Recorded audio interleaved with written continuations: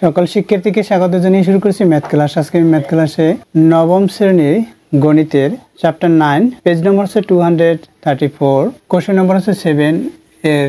এখানে গ নম্বর দেখো, গাছগুলোর উচ্চতার মধ্যক থেকে গড় ব্যবধান নির্ণয় করো। আমরা গাছগুলোর উচ্চতার মধ্যক থেকে গড় ব্যবধান নির্ণয় করব। এখানে আমরা ইতিপূর্বে সংক্ষিপ্ত পদ্ধতিতে গাছগুলোর উচ্চতার গড় নির্ণয় করেছি।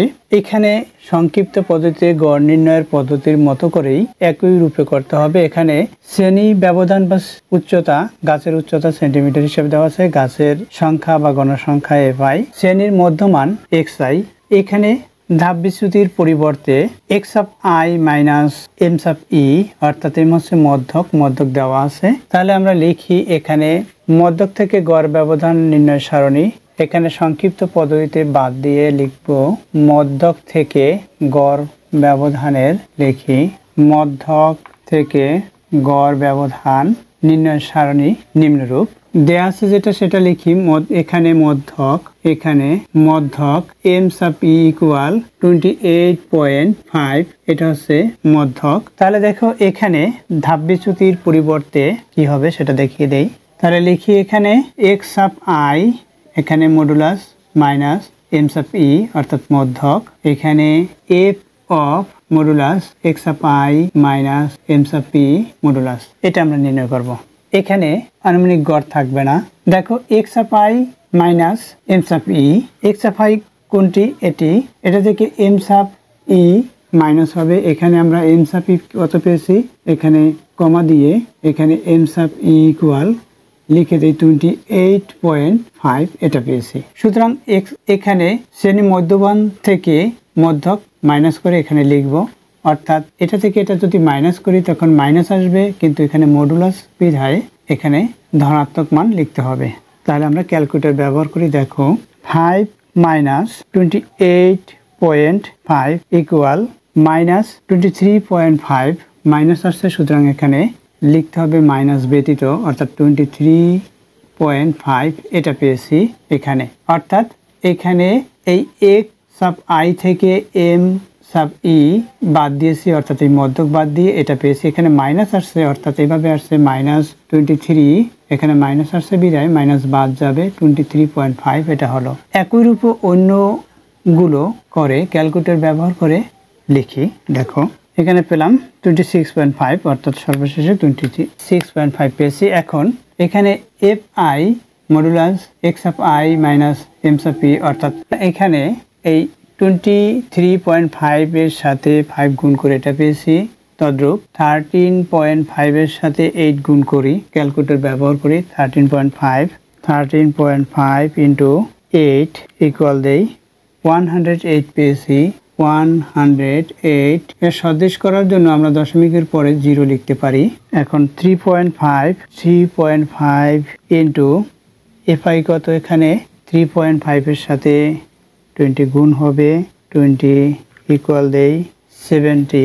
এখানে শুধুমাত্র 70 পয়েন্ট, এখানে 0 দেই সদৃশ করার জন্য। এরপর কত 6.5 ইন্টু 6.5 এর সাথে 15 ইন্টু হবে 15 ইকুয়াল দেই 97.5।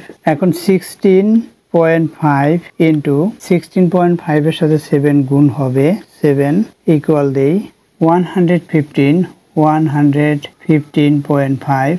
এরপর হচ্ছে 26.5 ইন্টু এখানে 5 এর সাথে গুণ হবে 5 ইকুয়াল দেই 132.5, এটা পেলাম। এখন এগুলো আমরা সমষ্টি নির্ণয় করি। এগুলোর সমষ্টি অর্থাৎ summation f sub i modulus x sub i minus m sub e, এটা ইকুয়াল দেই। এটা ইকুয়াল আমরা কি পাই, এটা আমরা প্লাস করি, plus 115.5 plus 97.5 plus 70.0 plus 108.0 plus 170.5 equal দেই 641।